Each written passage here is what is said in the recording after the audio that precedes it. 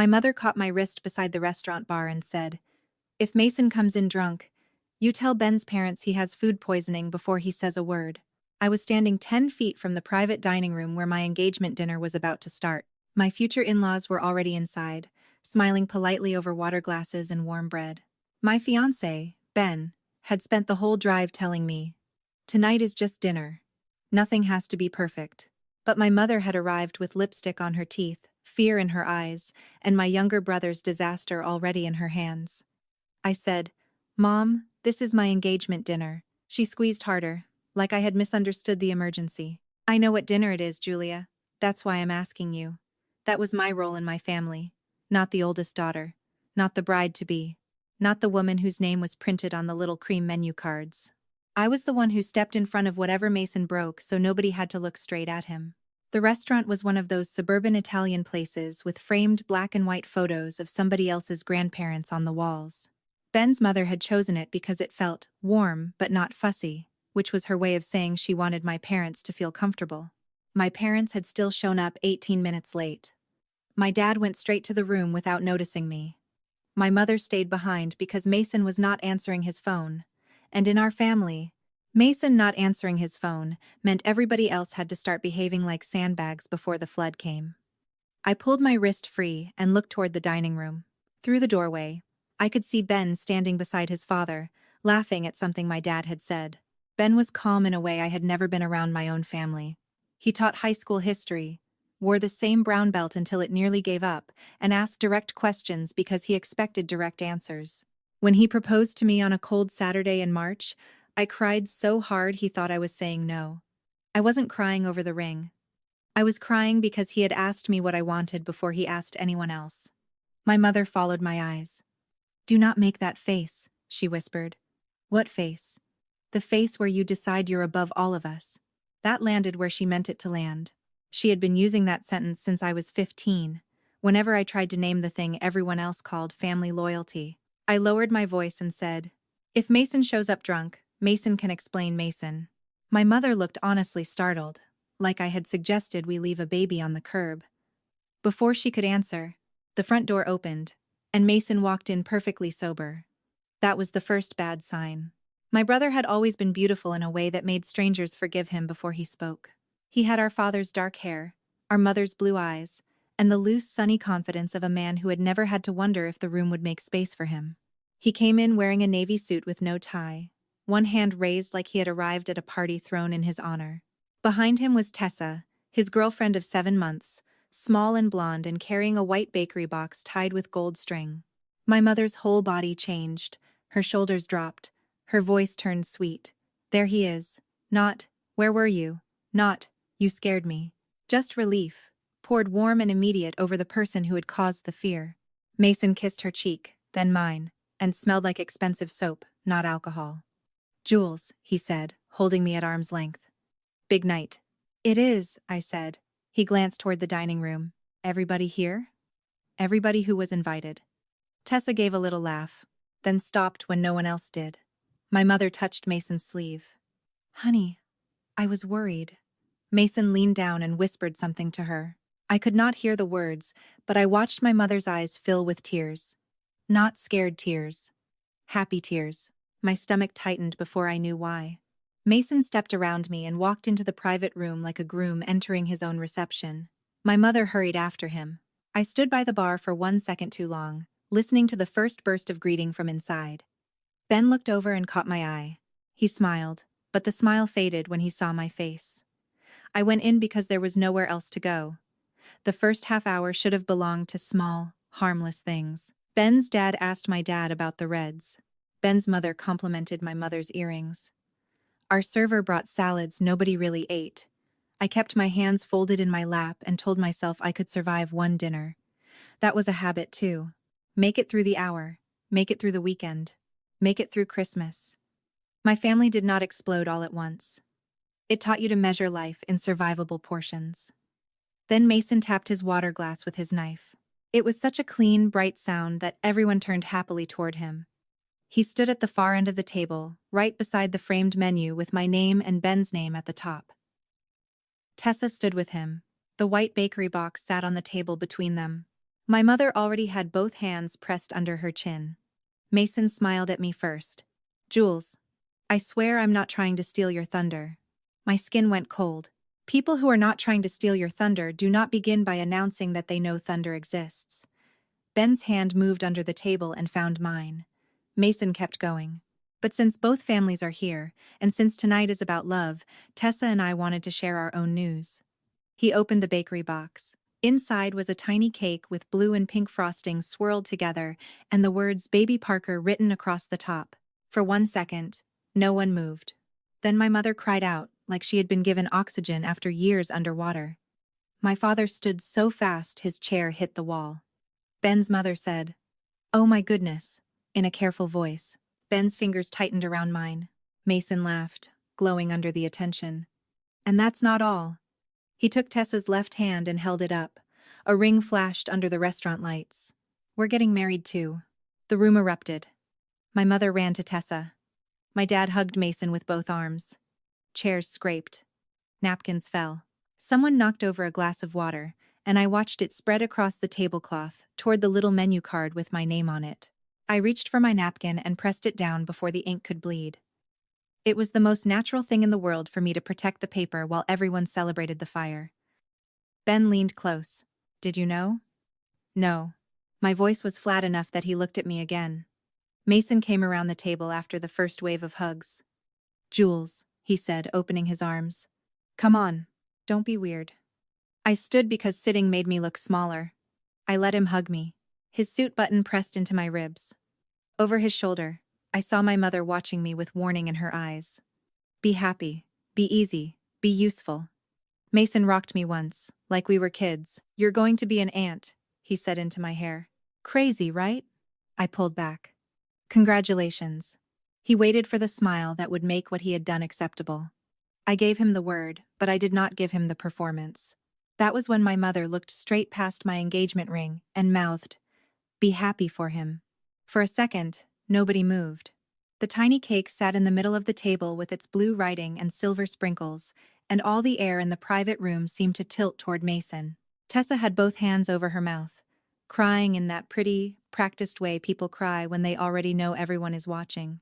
Mason stood behind her chair with one hand on her shoulder, grinning like he had just pulled off a magic trick, instead of hijacking the one night that was supposed to belong to Ben and me. Ben's mother was the first person to recover. She gave a careful smile and said, "Well, that's certainly big news." It was polite, but it was not applause. I loved her for that small restraint before I even understood why. My father cleared his throat and reached for his water. My mother shot him a warning look, then pushed back her chair so hard the legs scraped the floor. "A baby," she said, and then she was up, wrapping Mason in both arms. "My baby is having a baby." That sentence landed in me harder than I expected, not because it was new, because it was exactly old. Mason was 31 years old, taller than everyone in the room, already wearing the future like a costume he expected other people to tailor for him. Still, my mother held his face between her hands as if he were a boy who had brought home a finger painting. Tessa turned toward me, eyes wet, her left hand angled so the ring caught the overhead light. "Julia," she said, "are you surprised?" There was only one safe answer in my family. The safe answer was a bright laugh, a hug, maybe a joke about being an aunt. The safe answer would smooth my mother's face and tell Mason he had not gone too far. I had given the safe answer so many times that my mouth almost formed it without permission. Then Ben squeezed my hand once under the table. Not to stop me, not to guide me, just to remind me that I still had a hand. I looked at Tessa, then at Mason, then at the cream menu card in front of me, the one with my name blurred at the corner from the spilled water. "I'm surprised," I said, "and I need a minute." The room went quiet in a way it had not been quiet for the announcement. Mason's smile flickered. My mother's arms dropped from his shoulders. "Julia," she said. Soft, but sharp. I stood before she could finish. My chair made the same ugly scrape hers had made, and I hated that sound, because it told everyone I had become visible. Ben started to rise, but I touched his shoulder. "I'm just going to the restroom." That was not true. I walked past the restroom and stopped in the narrow hallway by the kitchen, where servers came through with hot plates and practiced faces. The restaurant noise from the main dining room leaked in around me. Forks on plates. A birthday song near the bar. Someone laughing too loud. My whole life had just shifted 3 tables away from a tiramisu tray, and the rest of the world kept eating. A server came out carrying a stack of bread baskets. He paused when he saw me pressed against the wall. "You okay?" I nodded too fast. "Yes, sorry, I'm just staying out of the way." He gave me a look like he knew that sentence had more history than he wanted to touch. "Take your time," he said, and moved around me. I stayed there until my breathing stopped, sounding like it belonged to someone else. Then I heard my mother's heels before I saw her. She rounded the corner with her smile already gone. "You cannot do this tonight," she said. I almost laughed. "Do what?" "Make a scene." I looked back toward the private room. Through the open doorway, I could see Mason leaning over the cake, cutting himself the first piece. At my engagement dinner, with my fiancé's parents still sitting there, I left the room so I wouldn't make a scene. My mother folded her arms across her chest. She had worn a navy dress and pearl earrings, like she was ready for photographs, but her face had gone tight and tired. He was nervous. They wanted to tell everyone together. They chose tonight. "They're scared, Julia." That was the old key and the old lock. Mason was scared. Mason was overwhelmed. Mason didn't mean it that way. Mason needed us. I had heard those words after missed birthdays, borrowed money, wrecked cars, ruined holidays, and one Christmas morning when he slept through gift opening, and my mother made me hold the cinnamon rolls until he woke up at noon. I did not say any of that. I only said, "I'm allowed to be hurt." Her mouth hardened. "You are engaged to a good man.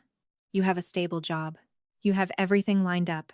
Your brother is trying to get his life together." The strangest part was that she meant it as praise. She thought my stability made me less deserving of protection. If I could stand, then I could be leaned on. If I could smile, then I could be used as lighting for someone else's rescue. "I'm going back to the table," I said. "I'm going to sit with Ben. I'm not going to perform." Her eyes sharpened. "Perform?" "Yes." She stared at me as if I had used profanity. Then her voice dropped. "Do not embarrass me in front of those people." Those people were my future in-laws. My mother said it like they were a jury. The hallway smelled like garlic and dishwasher steam, and for one clean second I saw the whole room as Ben must have seen it. My family did not just expect me to forgive Mason, they expected me to help sell the forgiveness to witnesses.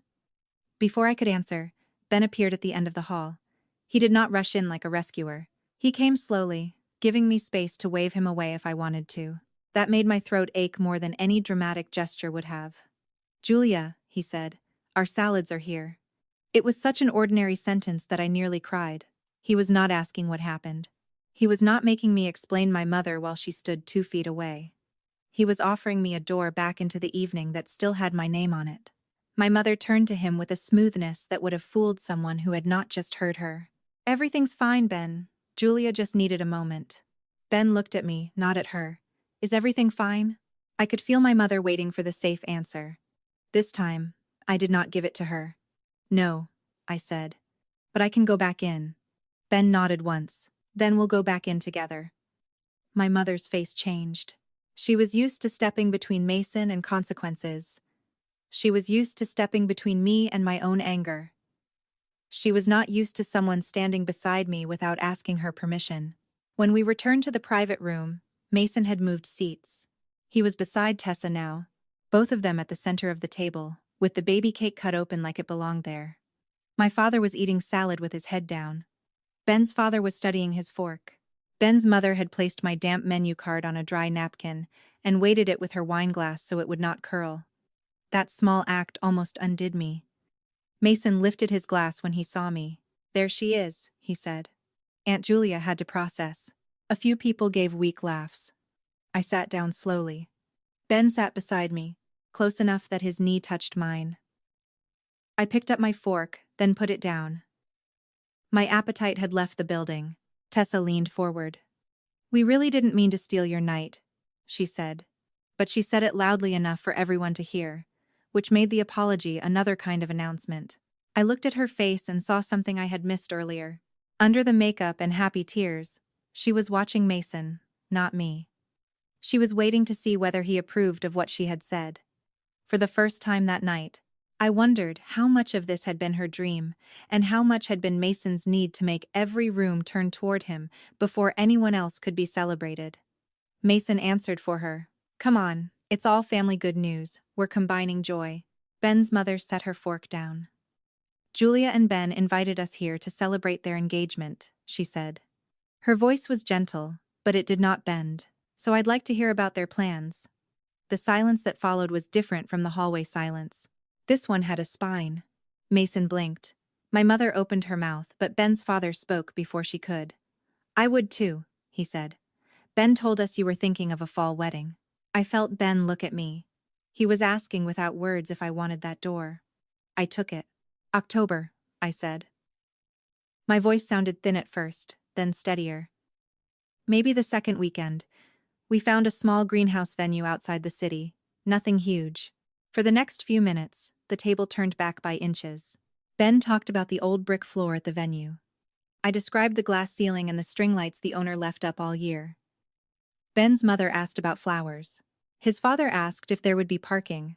Because he was practical in a way I suddenly found beautiful. It was not perfect. The baby cake was still there. Mason was still restless at the edge of my vision. But the night was no longer entirely his. Then my mother reached across the table and touched my wrist. A greenhouse sounds lovely, she said, bright again. And now we'll need to think about timing. You don't want your wedding too close to the baby. There it was. Not a request yet. Not an order. Just the first ribbon laid across the path. I pulled my hand back, gently enough that no one could call it rude. We're keeping our date, I said. Mason laughed once, short and disbelieving. Nobody asked you to move it. No, I said, not yet. Ben went very still beside me. My mother's cheeks flushed. Tessa looked down at her ring. The server came in with plates of pasta and stopped half a step too late, trapped in the doorway with both hands full, while my family stared at me as if I had just said the first honest sentence of the night. Mason's smile fell for half a second, and in that half second I saw that my refusal had not surprised him as much as it had inconvenienced him. He recovered before my mother did. He leaned back, lifted both hands like he was the reasonable one, and said, Okay, cool. Nobody's fighting.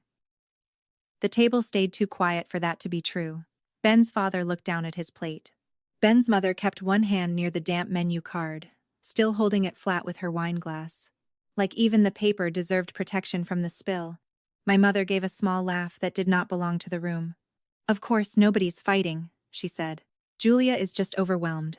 It's a big night for everyone. There it was. Not my engagement dinner. Not my news. A shared weather event. I felt Ben shift beside me, but he did not jump in. He knew I had finally found my own voice, and he was not going to take it out of my mouth. Tessa, who had been quiet since I said we were keeping our date, looked from Mason to me with wet eyes and a nervous smile. I really didn't want this to feel like we were taking anything, she said. Mason told me you'd be happy if we told everyone tonight. The sentence landed softly, but it changed the air more than Mason's announcement had. I looked at my brother. He stared at his water glass and rubbed his thumb over the rim. My mother reached for her napkin too fast. I said, He told you that? My voice came out calm, which seemed to bother Mason more than anger would have. Tessa nodded, her cheeks turning pink. He said you two talked about it. He said you didn't want a separate dinner because then people would compare. She tried to laugh, but it broke in the middle. I thought this was your idea partly. For a second, I could not hear the restaurant. I could only hear the clean snap of another little truth breaking open. Mason had not just stolen the moment. He had borrowed my permission first. Ben's hand found my knee under the table. He did not squeeze hard. He just put his hand there, steady and warm, like a reminder that I was in my body and not 12 years old in a hallway again. I looked at Tessa, and the strangest thing happened. I felt less angry at her than I expected. She was wearing a dress that looked new and uncomfortable, and she had brought that white bakery box with both hands like an offering. She had walked into my engagement dinner, believing she had been invited into the center. Tessa, I said. I didn't know about the baby. I didn't know about the engagement. I didn't know about the cake. Her mouth opened a little. Mason said, Jules, come on. My mother said my name at the same time. Softer but sharper. I kept looking at Tessa. I did not raise my voice. I'm not saying that to hurt you, I said. I'm saying it because you deserve to know what room you walked into. That was the first time all night my father looked directly at me. Not at my mother. Not at Mason. At me. His face did not change much. But he stopped cutting the same piece of chicken into smaller and smaller pieces. Mason pushed his chair back an inch.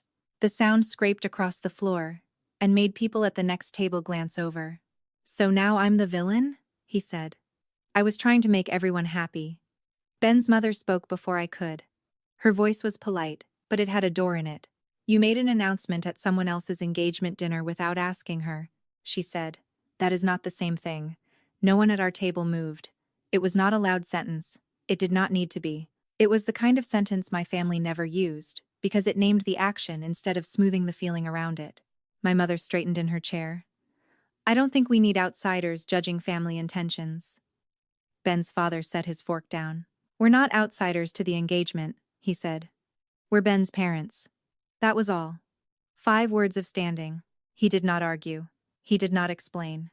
He simply refused to disappear from a table where my mother had been treating his family like guests at Mason's emergency. The waiter arrived then with dessert menus tucked under his arm, and a face that said he knew he had entered a burning building. He looked at the baby cake, the half-cut slices, the water stains spreading toward the silverware, and then at me. "Should I clear anything?" he asked. My mother answered, "No, we're fine." At the same time Ben said, "Could you move the cake to the side table for now?" The waiter froze. Mason barked out a humorless laugh. "Wow, exiling the cake. Nice." Tessa flinched. I hated him for that flinch, because he had caused it and then made it seem like Ben had. I touched the bakery box lid with 2 fingers and slid it toward the waiter. "Please set it aside," I said. "They can take it home after dinner." My mother looked horrified, as if I had thrown a baby shower into traffic. But Tessa whispered, "That's okay," and folded her hands in her lap. The waiter lifted the box and the remaining cake with careful, sacred movements. When he placed it on the side table near the wall, the dinner table looked less crowded. Not fixed. Just less crowded. For a few minutes, everyone pretended to eat. The restaurant noise came back in pieces. Ice in glasses, a birthday cheer across the room, a server calling for hot plates near the kitchen. I picked up my fork, then put it down because my hand was shaking. Ben leaned close and said, quietly enough that only I heard, "We can leave whenever you want." I looked at the cream menu card with our names on it. The bottom edge was wrinkled from the water, but the ink had not run. "Not yet," I said. And this time the words meant something different. I was not waiting for my family to allow me to be okay. I was deciding how much of the night I still wanted back. My father cleared his throat. It was a small sound, but at our table it landed like furniture moving. "Julia," he said, "tell Ben's parents the part you liked about the place." My mother turned toward him so quickly her earring swung against her neck. Mason stared as if Dad had spoken in another language. I knew why. My father did not redirect rooms. He survived them. He was the quiet man who paid the check, carried the folding chairs, and later said, "Your mother was upset, as if weather had passed through the house." But now he looked at me and waited. So I told them, briefly. Not the whole dream. Just enough to prove it still existed. The glass roof, the warm lights, the small ceremony. Ben smiled because he had heard it before and still liked hearing me say it. His mother asked what flowers we wanted. His father asked whether the place would be warm enough in October. For 3 ordinary minutes, my wedding sat on the table again, real and aloud. Then Tessa said, "That sounds beautiful," and her voice was so small that I looked at her. She swallowed hard. Mason said maybe we could do something simple there too, before the baby. Like, if your date changed, the deposit wouldn't go to waste. The lemon trees vanished out of my head. Ben's hand went still on the table. My mother closed her eyes for one quick second, not in shock, but in frustration that Tessa had said the quiet part where everyone could hear it. Mason leaned forward. "That was just an idea." I looked at him, and for the first time that night, I understood the shape of it. The announcement had not been only about attention. The pregnancy had given him urgency. My date had given him a shortcut. My mother's guilt had given him permission. And my silence, the old silence they all counted on, was supposed to give them the rest. "No," I said. "Our deposit is not your backup plan." My mother's face hardened. Not sad now. Not pleading. Hard. Julia, she said, be very careful. The warning was quiet, but it carried every Thanksgiving, every hospital waiting room, every phone call where Mason's problem became my assignment. I felt the old reflex rise in me, the need to soften the sentence I had just spoken. Then Ben's mother picked up the wrinkled menu card and placed it directly in front of me, with our names facing up. I looked at my name beside Ben's, printed in dark green ink, still readable after the spill. My mother waited for me to fold. Mason waited for me to apologize. Ben waited for me to choose. And for once, the whole table had to sit in the pause I had always been trained to fill. Mason filled the pause with a laugh. It was too loud, too easy, the kind he used when he wanted everyone else to move on before anyone noticed the mess on the floor. Backup plan? He said. That's dramatic, Jules. He looked around the table for support and found less than he expected. The cake was no longer between us. It sat in its white box on the side table, bright frosting visible through the half-open lid, like evidence nobody had decided what to do with. My engagement ring was still on my hand. Ben's parents were still watching me. Not with pity, but with the calm attention of people waiting to see whether I would be allowed to exist at my own table. I put both hands around my water glass so they would stop shaking. The greenhouse is booked for October, I said. Ben and I are keeping our date. We're happy for the baby. But this dinner was for our engagement, and our wedding is not moving because you chose tonight to make your announcement. The silence after that had sides. Ben's hand came to rest on the back of my chair, not claiming me, just there. His mother set my menu card fully in front of me again, as if the table itself needed correcting. My father looked down at the box on the side table, then at Mason, and for once he did not pretend he had missed the point. My mother's face went pale with anger before she covered it with a hostess smile that fooled no one. Mason leaned back and spread his hands. I don't know why you're making it sound ugly. I thought you'd be excited. I told Tessa you'd be excited. He turned toward Tessa, but he did not quite look at her. Right? I said Julia would love it. Tessa's fingers tightened around her fork. Her new ring caught the light again, a small flash that made her hand look unsteady. You said she knew, Tessa said. You said she thought tonight would be perfect because both families were already here. My mother made a tiny sound, almost a warning. I heard it because I had grown up hearing it. It was the sound she used when someone was about to say the part we were supposed to keep behind our teeth. I looked at Tessa, not Mason. I did not know you were announcing tonight. Mason mentioned, weeks ago, that you two had news and wanted a family dinner soon. I said tonight was not that dinner. I stopped there. I did not pull out every old wound like evidence in court. The room did not need my whole life story to understand this one moment. That's what happened. Tessa stared at Mason as if a chair had been pulled away under her. You told me she offered. Mason's face shifted fast. Annoyance first, then charm, then injury. He was good at injury. I said she'd be fine with it. Same thing. No, Ben's father said quietly, that is not the same thing. The simplicity of that sentence landed harder than a speech. Mason's mouth opened, then closed. My mother turned toward Ben's father with the stiff politeness she reserved for people she planned to dislike later. We are all a little emotional tonight. Ben's mother did not blink. Some people have reason to be. For a second, I thought my mother might stand up and leave. Instead, she reached toward the side table, as if reclaiming the cake could put the evening back under her control. Well, she said, bright and brittle, since the cake is here, we should not waste it. Nobody moved their plates. That was when Tessa did something I did not expect. She pushed her water glass away with 2 fingers, a small motion but loud enough in that room. I don't want cake right now, she said. Then she looked at me, and her voice dropped. Julia, I'm sorry. I really thought you knew. I believed her. Not because she looked innocent, and not because I needed another woman at the table to make me feel less alone. I believed her because embarrassment had changed her face into something raw. Tessa had walked in holding that bakery box like she was carrying joy. Now she looked like she had been used to deliver a blow she had not meant to strike. Thank you, I said. It was the only answer I could give without lying. Mason made a frustrated noise. So now I'm the villain because I wanted one nice moment for my family? My father set his napkin beside his plate. Not tossed, set, deliberate enough that even Mason noticed. You had a nice moment, Dad said. You took it from your sister. My chest tightened so fast I almost missed my own breath. My father had defended me in small ways before. usually after the damage, usually when no one else could hear. He would bring my coat from another room. He would refill my gas tank. He would say, "Your mother means well," and think that counted as comfort. But this was different. This was him placing the sentence where everyone could see it. Mason stared at him. "Seriously?" "Yes," Dad said. "Seriously." My mother turned on him with a look sharp enough to cut cloth. "Robert." Dad did not answer her.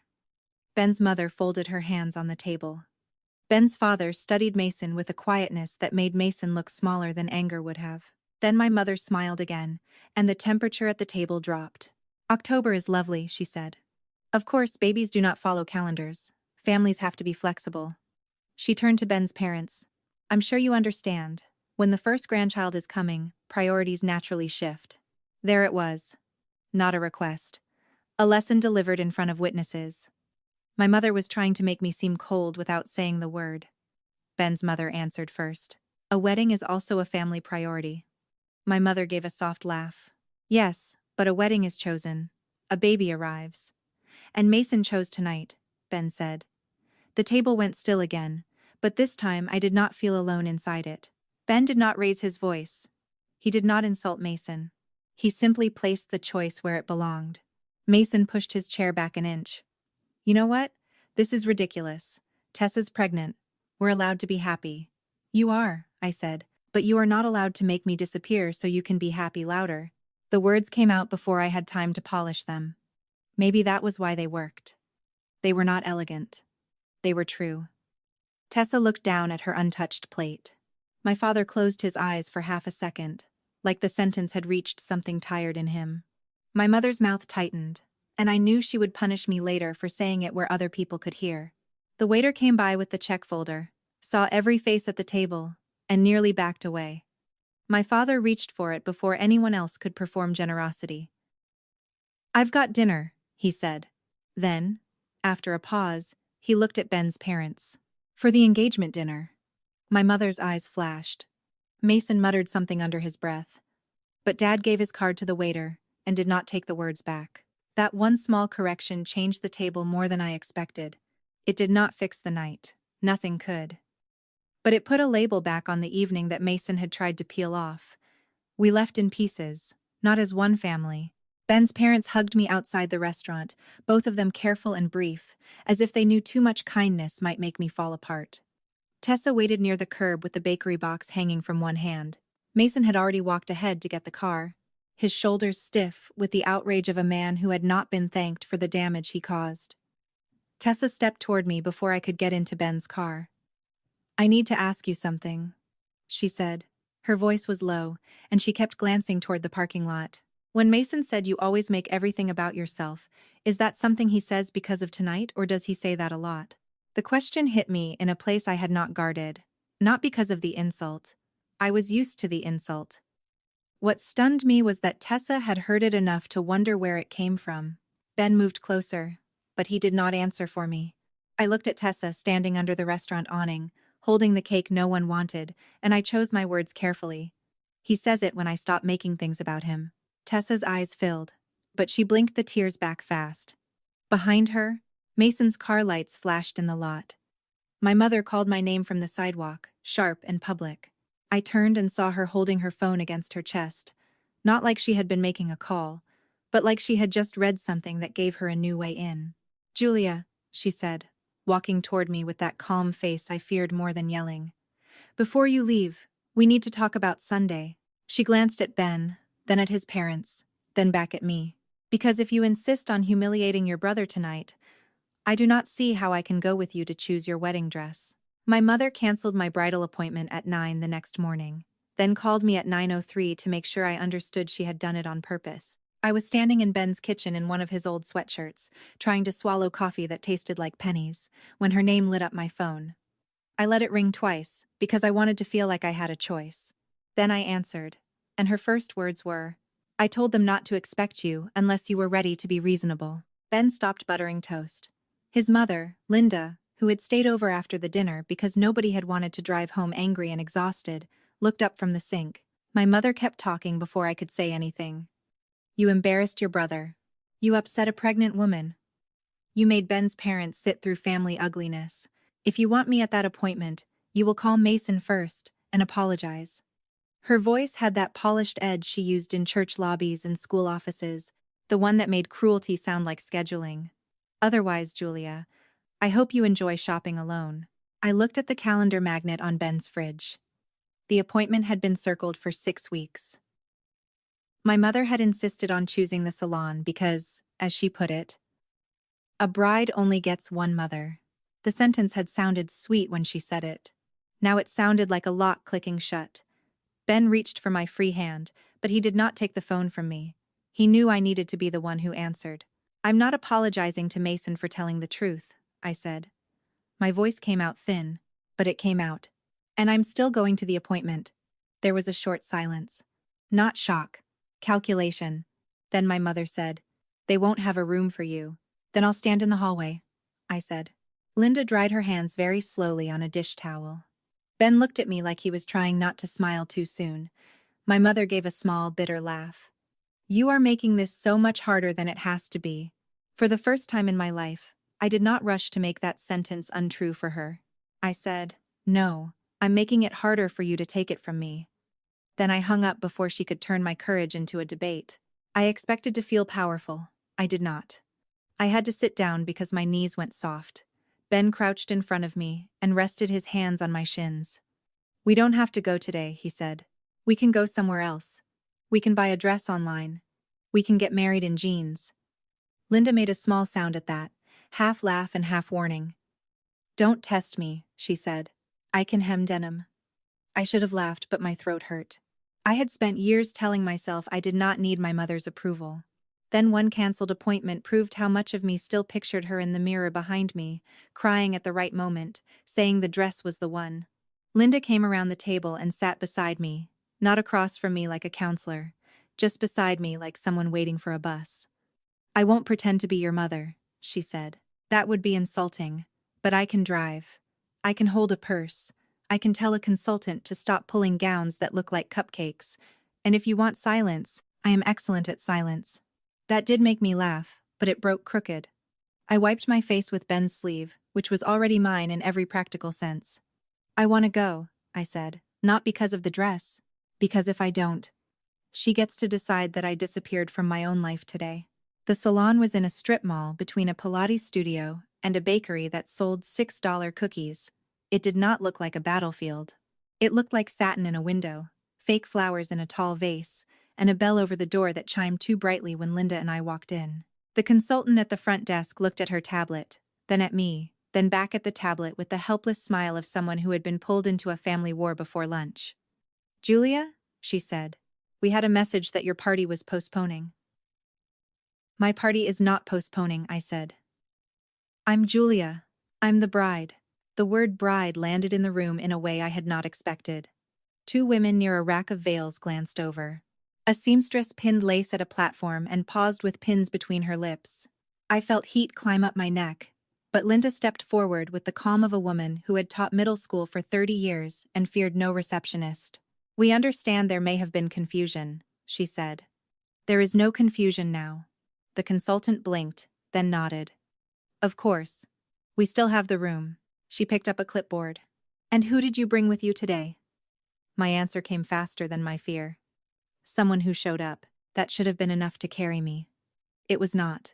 The first dress was beautiful and wrong. The second one made me look like I was apologizing to a chandelier.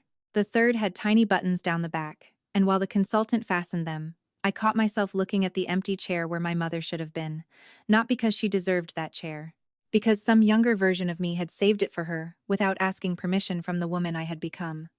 Linda saw me looking. She did not fill the silence with praise. She just said, "You don't have to choose a dress that comforts someone who isn't here." I was still standing on the platform in that third dress, when the bell over the front door rang again. The mirror caught my father before my eyes did. He stepped inside wearing the same navy jacket from the dinner, except now it was wrinkled at the elbows, and his hair looked like he had run his hand through it for an hour. In one hand he carried a long, flat garment box tied with cotton string. He saw me in the mirror and stopped like the floor had moved. For a second, he was not the quiet man at the end of the table, or the husband who let my mother speak first. He was just my dad, looking at his daughter in a wedding dress and trying not to lose his face. "I'm sorry," he said to the consultant, then to me. "I didn't know if I was allowed back here." My eyes burned again, which made me furious because I was tired of crying in retail lighting. "You're allowed," I said. Linda stood and offered him her chair. He shook his head, then held out the box. "Your grandmother kept this for you." I stared at it. "Grandma Ruth?" He nodded. "She told me before she died that if you ever wanted any part of her wedding veil, it was yours. Your mother said you wouldn't like it." He swallowed. "I should have asked you myself." The room went very quiet. Not dramatic quiet, workday quiet. Pins stopped moving. Tissue paper whispered as my father untied the string and lifted the lid. Inside was not a perfect veil. It was old ivory lace, carefully folded, with one corner repaired by hand in thread a shade too pale. It looked fragile and stubborn at the same time. My father touched only the edge, like it might scold him. "Your grandmother wore it in a courthouse," he said. "She said she bought it from a widow for $3 and felt like a movie star." Then he looked straight at me. "Your mother told me not to come today. She said I was rewarding disrespect." His mouth tightened. "I came because last night I heard what disrespect sounds like, and it wasn't you." I did not step off the platform. If I moved too fast, I would fall apart. So I stood there in a dress I would not buy while my father held a piece of family history my mother had decided I did not need. That was the moment the appointment stopped being about whether I could find the perfect gown. It became about who was allowed to hand me something without making me beg. Linda touched the lace with one finger and said, "This could be sewn inside a dress. Somewhere private."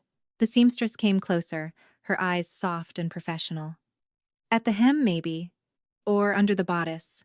Something just for you." Outside the front window, a horn tapped twice.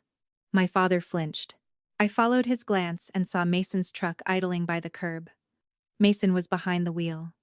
Tessa sat in the passenger seat, her face turned toward the salon window, one hand flat over her stomach. My whole body tightened. I thought Mason had brought my father to drag him home. Then Tessa opened the passenger door and climbed out before Mason could stop her. She was not wearing her ring. Mason leaned across the seat and said something I could not hear, but Tessa shut the door on the rest of it. She came into the salon with no coat and no makeup, like she had left a house in the middle of a sentence. Her eyes found me in the mirror first, then the dress, then the lace in my father's hands. Then she looked at my bare face, swallowed hard, and said, "Mason told me to make you apologize." The bridal consultant froze with a satin hanger in one hand. My father still had Grandma Ruth's veil draped over his forearm. Ben moved half a step closer to me, not in front of me, just close enough that I felt him there. Tessa looked smaller than she had at the dinner. Not because she was weak, but because she had stopped performing. Her makeup was rubbed thin under one eye. She kept one hand over her stomach and the other wrapped around her phone like it was the only thing keeping her upright. I said, "Are you asking me to apologize?" Tessa shook her head so fast her hair slipped out of its clip. "No, I'm telling you what he sent me in here to do." Her voice cracked on the last word. "He's outside in the truck. He said if I cared about this baby, I would fix what I ruined." That sentence changed the whole room. Not because Mason had said something cruel. Mason said cruel things when he thought no one would call them cruel. It changed the room because Tessa had stopped carrying his cruelty like it belonged to her. Linda pulled a chair from beside the mirror. "Sit down, honey." Tessa looked at me first, like she needed permission to take up even that much space in a room that was supposed to be mine. I nodded. She sat with both feet flat on the carpet, breathing through her nose like she was trying not to throw up. "I believed him," she said. "About the dinner, about you knowing, about your family always making him feel second." She swallowed hard. "Then last night, after we left, he wasn't upset that he hurt you. He was mad that people saw it. My father closed his eyes for 1 second, that was all. Then he opened them and looked older than he had when he walked in. 'Tessa,' he said quietly. 'Did he bring you here because he wanted to check on you, or because he wanted you to speak for him?'" Tessa let out a small empty laugh. "He said pregnant women get sympathy." Nobody moved. Even the consultant stopped pretending to adjust the dresses on the rack. I felt something in me pull toward Tessa, the old reflex to comfort, smooth, rescue, make the room livable for everyone else. Then I looked at the dress mirrors around us. In every reflection, I was still standing there, still not in the right dress, still in danger of becoming the person who fixed the damage, and disappeared from the picture. So I sat on the edge of the fitting platform and kept my voice gentle but steady. I'm sorry he put you in that position. I really am. But I can't fix Mason for you, and I'm not going to apologize to him so he'll be easier to live with for one afternoon. Tessa nodded like the words hurt and helped at the same time. I know. She twisted her bare finger where the ring had been. I left it in his cup holder. Ben's eyes flicked to mine. The ring was not a dramatic announcement. It was a small thing, a circle abandoned in a dirty truck console. But in that moment, it felt like Tessa had put down a weight she had been told was love. She looked at me and said, I came in because I needed to say I'm sorry to you before I got scared again. I said, thank you for saying it. That was all. I did not absolve Mason through her. I did not invite her into my pain as a replacement sister. I just let her apology stand in the room without turning it into a job for me. The consultant, whose name was Marcy, cleared her throat softly. Julia, she said, we can still do this appointment if you want to. Her face had the careful kindness of someone who had seen brides cry for every reason possible and knew not to ask which kind of tears these were. I pulled 3 gowns based on what you told us when you booked. Clean lines, no cathedral train, nothing that makes you feel like you're wearing someone else's idea of you. My mother would have hated that sentence. That was how I knew I needed to hear it. Marcy helped me into the first dress. It was beautiful, but it swallowed me. The second one had lace up to my throat and made me look like I was apologizing to a church I didn't attend. The third dress was plain until I moved. Then the fabric caught the light in a soft way, almost like water. It had narrow straps, a low back, and a skirt that did not beg for attention. It simply made room for me inside it. When I stepped onto the platform, the room went quiet for a different reason. Ben covered his mouth with his hand. Linda smiled and looked away, giving me privacy even while standing right there. Tessa pressed her fingertips under her eyes. My father stared at me like he was seeing 2 people at once. The little girl he had failed to protect from being overshadowed, and the grown woman standing in front of him anyway. He lifted Grandma Ruth's veil from his arm. May I? He asked. That question nearly undid me. Not the veil, not the dress. The question. My father, who had spent years letting my mother decide what I was allowed to receive, asked me before touching something that belonged near my face. I nodded. He stepped behind me with hands that trembled once, then steadied. The veil settled over my hair, light as breath. It did not match perfectly. It was older than the dress, softer at the edges, with one tiny repair near the comb. But when I looked in the mirror, I did not see a costume. I saw my grandmother's life touching mine, without my mother standing between us. Then my mother walked in. She didn't knock. She came through the glass door with her purse tight under her arm and her sunglasses still on, though we were indoors. Her eyes went straight to the veil. Not to my face, not to the dress, to the thing she had kept from me. Her mouth opened, and for one wild second I thought she might cry. Instead, she said, "Take that off." The room hardened around me. Ben did not speak. Linda stayed beside Tessa. Marcy stepped back toward the wall with the quiet instinct of a woman who knew this was not about alterations. My father's hand was still near the comb at the back of my head. My mother pointed at him. "Robert, remove it. Now." My father did not move. No. It was one word, but it landed heavier than any speech he had ever given me. My mother stared at him like he had spoken a language she did not allow in public. "Excuse me?" she said. He lowered his hand from the veil and came to stand beside the platform, not behind me. "Ruth wanted Julia to have it if Julia wanted it," he said. "Not if you approved. Not if Mason had nothing else going on. If Julia wanted it." My mother's face flushed. "You have no idea what you're doing." She turned to me. "This is exactly what I meant. You turn every family moment into a punishment." The old words came dressed in a new outfit, but for once they did not enter me. They hit the mirror and fell to the carpet. I looked at my reflection, at the dress I had chosen, at the veil she had not been able to hold hostage. "Mom," I said, "this is my wedding dress appointment. You canceled it. I came anyway. If that feels like punishment, maybe it's because you expected me to stay gone." She took off her sunglasses slowly. "If you buy that dress today, do not ask me for 1 cent." My heart kicked once, hard.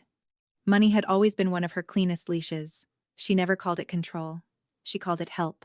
But Ben reached for my hand, and my father looked at the floor like he was ashamed he had let that leash stay in place for so long. Before either of them could speak for me, I said, "Okay." My mother blinked. "Okay?" "Yes," I said. "Okay." My voice sounded calm enough that I almost didn't recognize it. "Ben and I will figure out what we can afford. If we need to change flowers, we'll change flowers. If we need to serve barbecue instead of plated salmon, we'll serve barbecue.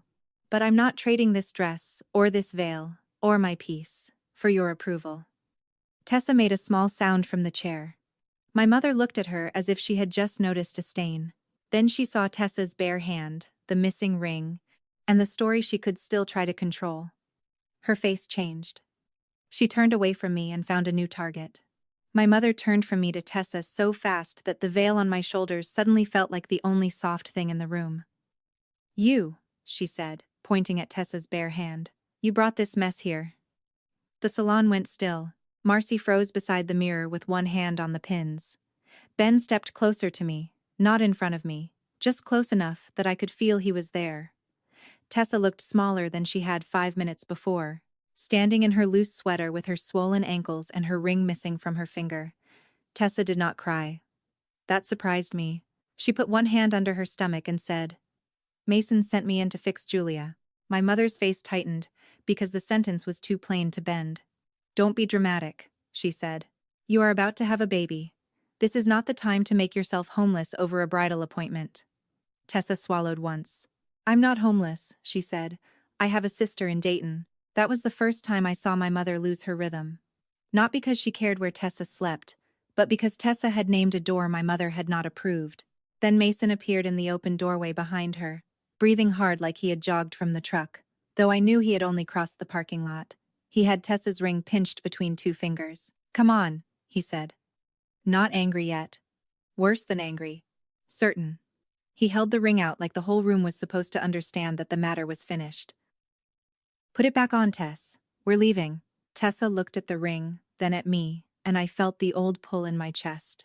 The pull to soften the room. To say the thing that would keep Mason from exploding. To make my mother proud of me for absorbing the hit before anyone else had to feel it. I did not move. I did not speak for Tessa. That was harder than speaking. Robert stepped forward instead. My father, who had spent most of my life disappearing behind silence, walked right between Mason and Tessa. He did not puff up. He did not shout. He just took out his car keys and held them where Tessa could see them. "If you want Dayton," he said, "I can drive." Mason laughed once. "Are you kidding me?" My mother said, "Robert, do not insert yourself." But my father did not look back at her. Tessa stared at the keys like they were something fragile. Then she nodded. "Please," she said. That one word changed the room more than any argument had. Mason's hand dropped with the ring still in it. My mother's voice sharpened. "If you walk out of here with her, don't bother coming home tonight." Robert finally turned then. His face looked tired but not confused. "All right," he said. "I won't." He picked up Tessa's purse from the chair, handed it to her, and waited while she took one careful step, then another. Mason moved like he might block the doorway, but Linda crossed behind him with a calmness that made him hesitate. "Let the pregnant woman pass," she said. It was not loud. It did not need to be. Tessa stopped beside me before she left. She looked at the veil, then at my face in the mirror. "I'm sorry I came in here for him," she said. I wanted to say it was fine, because that was the language I had been trained in. Instead, I said, "I'm glad you came in for yourself." Her mouth trembled, but she kept walking. Robert followed her out. Through the salon window, I watched him open the passenger door of his sedan. Mason stood on the sidewalk with the ring in his fist. My mother stayed inside, because leaving with them would have meant choosing the person who needed help over the son she kept defending. When the door closed behind Tessa and Robert, my mother turned back to me. "You see what you've done?" she said. That sentence used to work on me. It had worked when I was 8, and Mason broke a lamp. When I was 16 and he wrecked my car. When I was 27 and he shouted through Thanksgiving while I cleared plates with shaking hands. But in that salon, wearing the dress I had chosen and the veil my grandmother had saved for me, the sentence landed with no hook left in it. "Yes," I said, "I see it." My mother blinked. I kept my voice steady. "I stopped doing it for everyone else." She looked at Ben next, searching for the weak seam. And you're comfortable marrying into this? Ben did not take the bait. He looked at me, not at her. I'm comfortable marrying Julia. That was all. No speech, no performance. Just the line he meant. My mother grabbed her purse from the chair so hard the strap snapped against the metal arm. Then pay for it yourselves, she said. I nodded. We will. She waited for me to panic. I did not. She waited for me to ask her to stay. I did not do that either. At last she walked out, and the little bell over the salon door gave one bright, cheerful ring that did not match the damage she wanted to leave behind. Marcy let out a breath. Linda quietly picked up the tissue paper my mother had knocked to the floor. I looked at myself in the mirror again. The dress had not changed. The veil had not changed. But I had. I was not waiting for my mother's face to tell me whether I was allowed to like what I saw. Marcy came up behind me and touched one pin. Still the one? She asked. I looked at Ben in the mirror. He was smiling like he was trying not to cry. Still the one, I said. We changed the wedding that night at our kitchen table. Not with a dramatic announcement, and not with a war council. Ben opened his laptop. I crossed out the ballroom, and Linda called her friend who owned a small brick restaurant with a courtyard behind it. We cut the guest list down to people who could sit through a meal without making love feel like a debt. The centerpieces became grocery store flowers in borrowed glass jars. The cake became 3 round cakes from the bakery Ben loved as a kid. When my mother's name came up, I wrote it on an invitation like everyone else's. Then I put one extra line at the bottom, in my own handwriting. We hope you come, but the day will not be negotiated. She did not come. Mason did not come either. I thought their empty places would roar. They didn't. On the wedding day, the courtyard was warm, and the brick wall held the sun long after it moved behind the restaurant roof. Robert came alone in a navy suit I had never seen before. He hugged me carefully, like he knew he had arrived late to being brave and did not want praise for finally showing up. Tessa came with her sister, wearing flat sandals and a green dress, and she sat near the aisle with both hands resting on her stomach. When I passed her, she smiled without asking me to rescue her from anything. Before I walked out, Robert stood beside me near the kitchen entrance while servers carried trays behind us. He looked at the veil pinned into my hair. Your grandmother would have fussed with that for 20 minutes, he said. She hated crooked lace. I laughed, and the laugh came out clean. Is it crooked? He leaned close, checked the edge, and shook his head. No, he said. It's yours. Then he offered his arm and waited for me to take it. I married Ben under string lights while traffic moved on the street beyond the courtyard wall. Nothing about the day looked like the wedding my mother had tried to buy. It looked smaller, louder, warmer, and more hours. During dinner, Robert gave a toast that lasted less than a minute. He did not mention my mother. He did not explain the family. He only said, Julia has always known how to carry more than her share. I'm grateful she stopped. Then he sat down before he could hide inside too many words. That was the consequence, plain and visible. I had a wedding without my mother's approval, and the world did not split open. People ate cake. Ben got frosting on his cuff. Linda danced with Robert to an old Motown song, while Tessa clapped from her chair. I did not spend the night watching the gate. I did not keep checking my phone. When the last song ended, Ben squeezed my hand, and I realized I had gone hours without wondering what my mother would say about my happiness. Near the end, Marcy's pins had done their best, but the veil had loosened just enough to shift when I laughed. Behind my ear, one loose pearl from Grandma Ruth's comb clicked softly against my earring every time I turned my head. I used to think love meant standing in front of the flood until everyone else stayed dry. That night, I finally understood something simpler. The flood was never mine to hold back. My name was on the day. My feet were on the ground. And for the first time in my life, I walked forward without looking over my shoulder, to see who was angry that I had not stayed behind.